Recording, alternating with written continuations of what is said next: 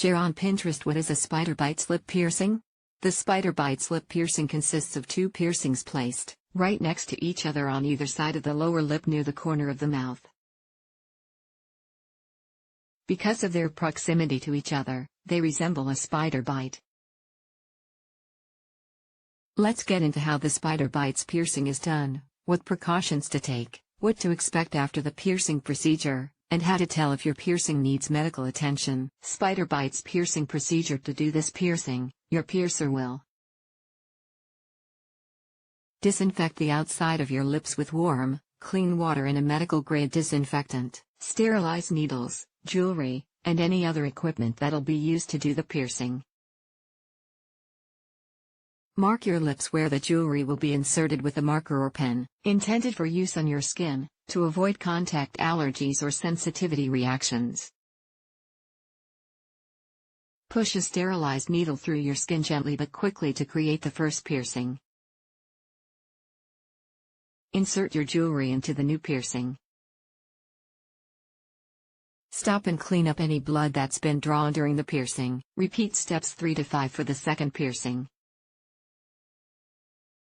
Disinfect the outside of your lips again to reduce the chance of infection. Spider bites piercing pain. Not everyone feels pain the same way.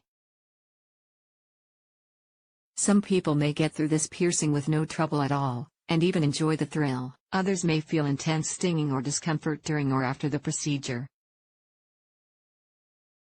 In general, people with this piercing have reported that it's similar to getting an immunization like a flu shot. You'll probably feel a brief sting or pinch, then nothing at all except some sensitivity or soreness. If you've done ear or nose piercings before, many people report that it hurts more than an ear piercing but less than a nose piercing.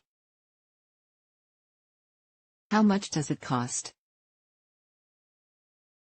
On the low end, expect to pay above $20 to $40 plus the price of your jewelry. For more exclusive piercers, you may pay up to $50 or more along with your jewelry costs. Potential side effects. As with any piercings, there are possible side effects that you might encounter, including allergic reaction to materials used in your jewelry, such as nickel piercing being ripped or torn out of the skin if it gets caught on clothing or an object, infections from improper aftercare or from your piercer not using sterilized tools, embedding, skin growing over the jewelry, if the jewelry is too small and doesn't jut out of the skin enough, migration and rejection of the jewelry, where your body grows back tissue and pushes the jewelry out of the pierced area and the jewelry falls out. Nerve damage from an improper piercing procedure or from being done too close to sensitive nerve endings. Precautions. Here are some precautions to take before getting a spider bites piercing. Don't get this piercing if you have a history of keloid scars. Keep in mind that this piercing may become irritated from eating or drinking. Rinse your mouth out with a gentle mouthwash before you get the piercing. Piercing rejection may be possible as lip skin is thin and sensitive.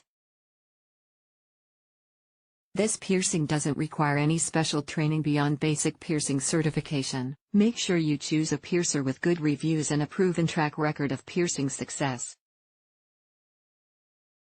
Spider bites piercing aftercare. Here are some basic aftercare do's and don'ts to make sure your piercing heals well and looks good in the long term.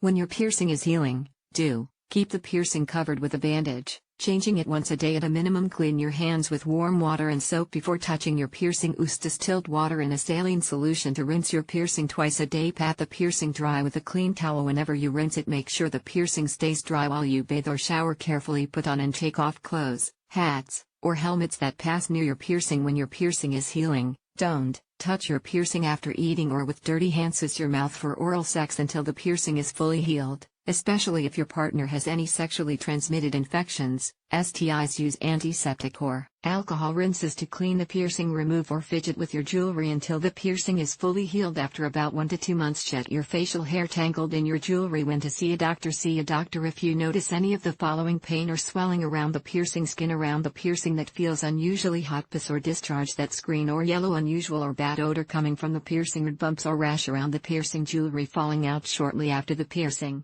especially if it's hard to put back in, tooth damage from jewelry or plaque buildup. Trusted source near the piercing. Spider bites piercing jewelry hoops are the most common and popular option used in spider bites piercings.